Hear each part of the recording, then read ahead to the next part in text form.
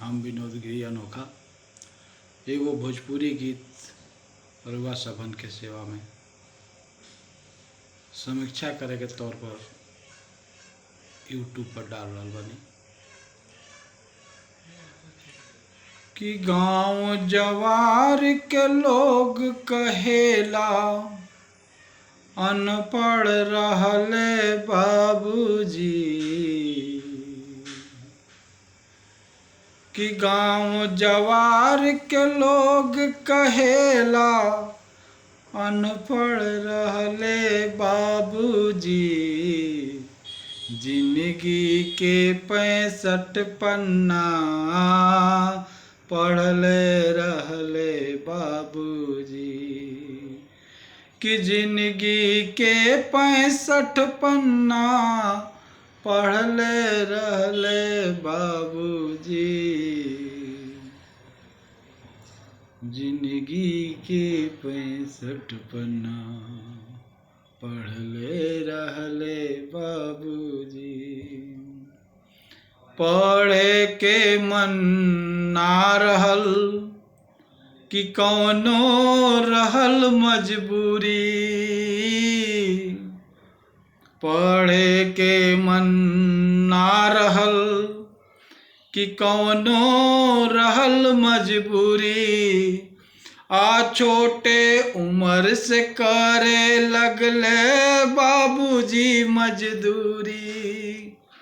और छोटे उम्र से करे लगले बाबूजी मजदूरी लूट खसोट न कैले कबहू न केहू के धोखा दिहले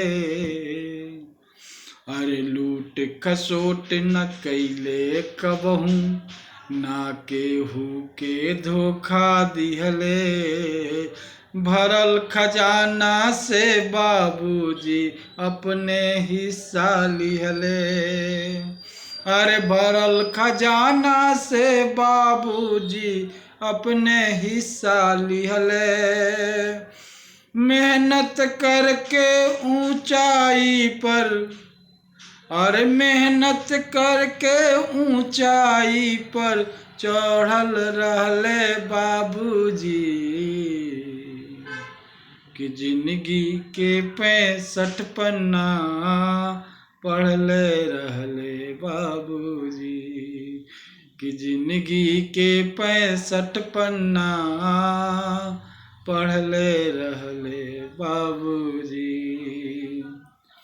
अक्षर ज्ञान न रहे तनिको पर पूरा गीता याद रहल कि अक्षर ज्ञान न रहे तनिको पर पूरा गीता याद रहल झूठ से बड़का उनका खातिर ना कौनो अपराध रहल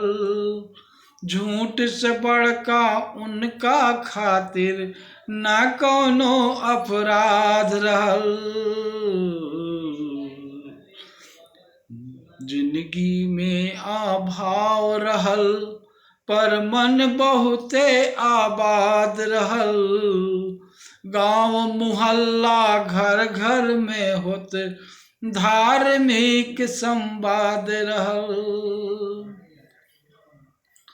गांव मुहल्ला घर घर में होत धार्मिक संवाद रहल गीता रामायण सुन सुन बढ़ल रहले बाबूजी अरे गीता रामायण सुन सुन बढ़ल रहले बाबूजी अरे जिंदगी के 65 पन्ना पढ़ले रहले बाबूजी जिंदगी के 65 पन्ना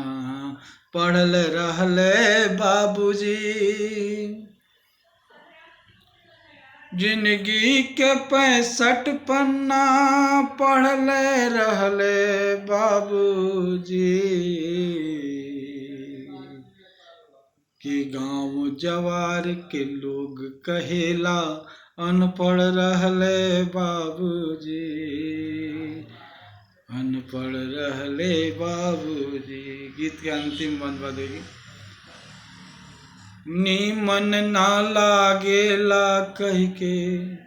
पूरा खाना खिया देहले, अरे नीमन ना लागेला कह के पूरा खाना खिया देहले। आ मेहनत बेच के बाबूजी नया कपड़ा लिया देहले। की कहो ना मेहनत बेच के बाबूजी नया कपड़ा लिया देले। जाने कौना माटी के अरे जवना कौना माटी से गढ़ल रहले बाबूजी, कि जिंदगी के 65 पन्ना पढ़ले रहले बाबूजी। गांव जवार के लोग कहेला अनपढ़ रहले बाबूजी, अनपढ़ रहले बाबूजी, अनपढ़ रहले बाबूजी। बहुत बहुत धन्यवाद।